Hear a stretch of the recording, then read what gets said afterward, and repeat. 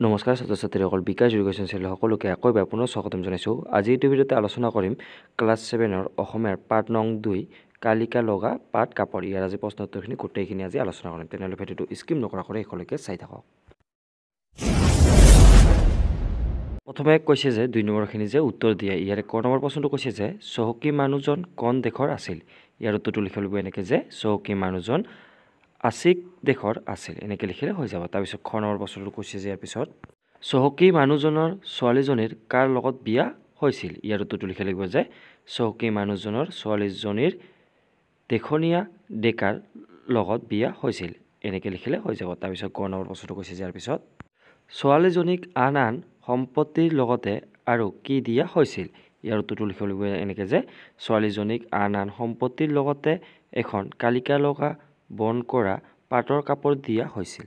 তাৰপিছত খ নম্বৰ প্ৰশ্নটো কৈছে যে কালিকা লগা কাপোৰখন দিওঁতে দেউতাকে কি কৈছিল? ইয়াৰ উত্তৰটো লিখিব লাগিব এনেকৈ যে কালিকা লগা কাপোৰখন দিওঁতে দেউতাকে এটা মন্ত্ৰ উচ্চাৰণ নকৰাকৈ কাপোৰখনত কোনোবাই হাত দিলে চকুৰ পচাৰতে সি চৰাইলৈ ৰূপান্তৰিত হ'ব আৰু কাপোৰখন চৰাইৰ নেজ আৰু পাখি হৈ পৰিব বুলি কৈছে, এনেকৈ বা এইখিনি লিখিলে হৈ যাব। তাৰপিছত প্ৰশ্নটো কৈছে যে ইয়াৰ পিছত নম্বৰ প্ৰশ্নটো যে আছিক সম্প্ৰদায়ত সম্পত্তিৰ অধিকাৰী কোন? ইয়াৰ উত্তৰটো লিখিব লাগিব এনেকৈ যে আছিক সম্প্ৰদায়ত সম্পত্তিৰ অধিকাৰ ছোৱালী পিতৃ মাতৃৰ সম্পত্তিৰ অধিকাৰী হয়, এনেকৈ লিখিলে হৈ যাব।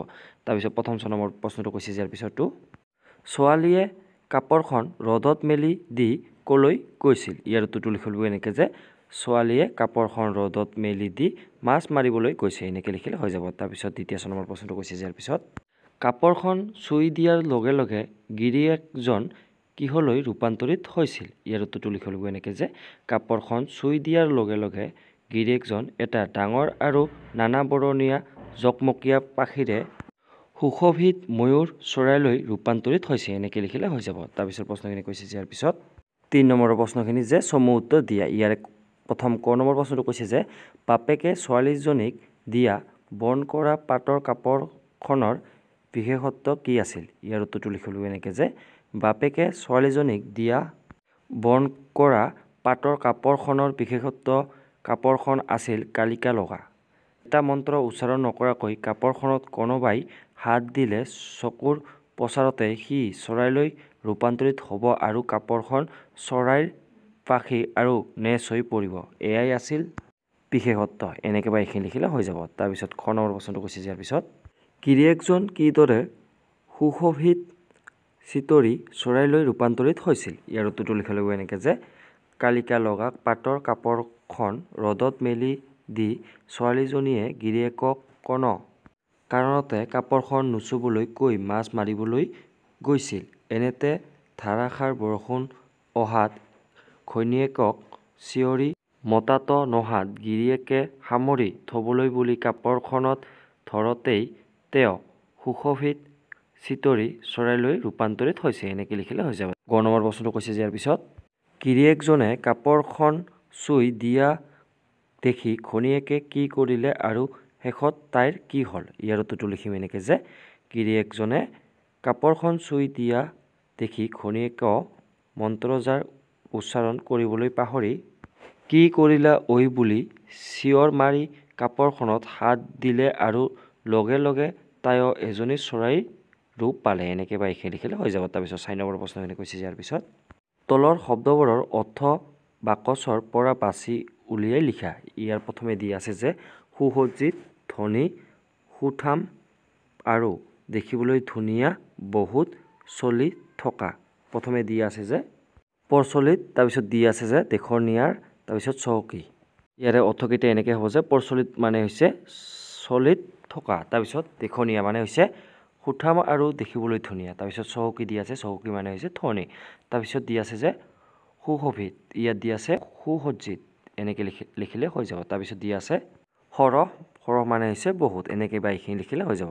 তাৰপিছতখিনি দি আছে যে ইয়াৰ পিছৰখিনি যে খ নম্বৰখিনি যে ভাষা অধ্যয়ন ব্যৱহাৰিক ব্যাকৰণ। ইয়াৰে প্ৰথম 5 নম্বৰ প্ৰশ্নটো কৈছে যে তলৰ দফাটো পঢ়ি উপযুক্ত স্থানত যতি বিৰাম চিহ্ন বহুওৱা। ইয়াৰে প্ৰথমে দিয়া আছে যে আমাৰ এই কাণ্ড দেখি ঘৈণীয়েকে মন্ত্ৰষাৰ উচ্চাৰণ কৰিবলৈ পাহৰি কি কৰিলা ঐ বুলি চিঞৰ মাৰি কাপৰখনত হাত দিলে লগে লগে তাইও এজনী চৰাই ৰূপ পালে।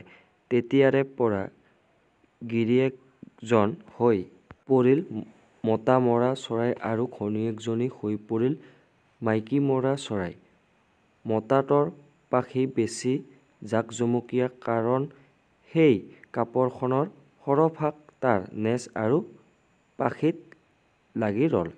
ইয়াৰে উত্তৰটো এনেকৈ হ'ব যে ইয়াৰে জ্যোতিচিহ্নবিলাক উত্তৰত লিখিম যে এই কাণ্ড দেখি ঘৈণীয়েকে মন্ত্ৰষাৰ উচ্চাৰণ কৰিবলৈ পাহৰি ইয়াৰ তাৰপিছত লিখিম আমি কিৰ আগত লিখিম আমি ঊৰ্ধ্বকমা তাৰপিছত কৰিলা ঐ বুলি চিঞৰ মাৰি কাপৰখনত হাত দিলে ইয়াত লিখিম দাঢ়ি। তাৰপিছত লগে লগে তাইও এজনী চৰাই ৰূপ পালে তাৰপিছত লিখিম দাঢ়ি। তাৰপিছত তেতিয়াৰে পৰা গিৰিয়েকজনী হৈ পৰিল মতা মৰা চৰাই ইয়াত লিখিম কমা। তাৰপিছত আৰু ঘৈণীয়েকজনী হৈ পৰিল মাইকী মৰা চৰাই তাৰপিছত লিখিম দাঢ়ি। তাৰপিছত মতাটোৰ পাখি বেছি জাকজমকীয়া দাঢ়ি কাৰণ তাৰপিছত কমা লিখিম সেই কাপৰখনৰ সৰহভাগ তাৰ নেজ আৰু পাখিত লাগি ৰ'ল এনেকৈ তাৰপিছত লিখিম দাঢ়ি এনেকৈ বা এইখিনি লিখিলে হৈ যাব। তাৰপিছত প্ৰশ্নখিনি কৈছে ইয়াৰ পিছৰ 6 নম্বৰখিনি যে পাঠটো ভালদৰে পঢ়ি দুটাকৈ সমাপিকা আৰু অসমাপিকা ক্ৰিয়াযুক্ত বাক্য লিখা। ইয়াৰ উত্তৰটো এনেকৈ হ'ব।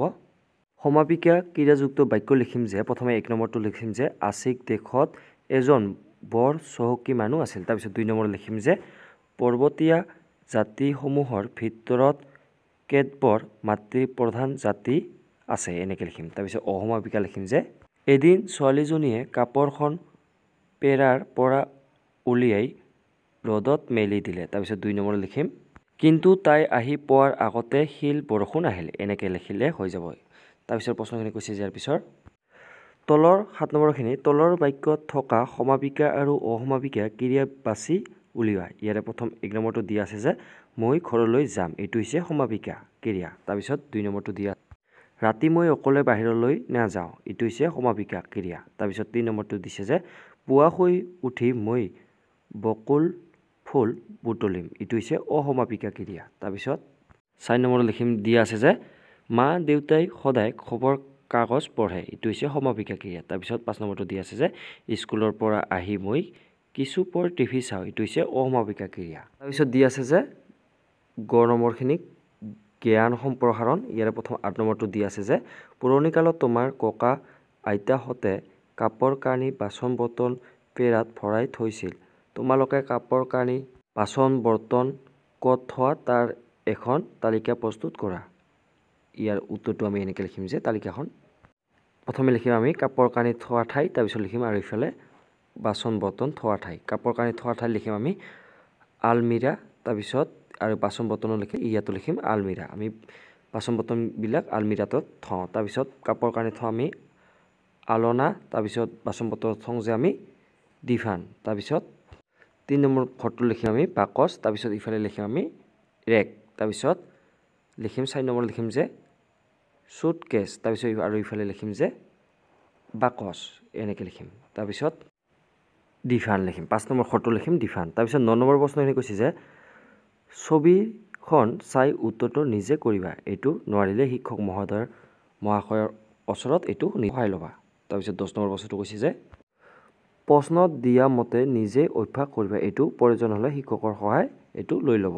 তাৰপিছত 11 নম্বৰ প্ৰশ্নটো কৈছে ইয়াৰ পিছত অসমৰ শিপিনীয়ে তাঁতশালত কি কি কাপোৰ বয় এখন তালিকা প্ৰস্তুত কৰা।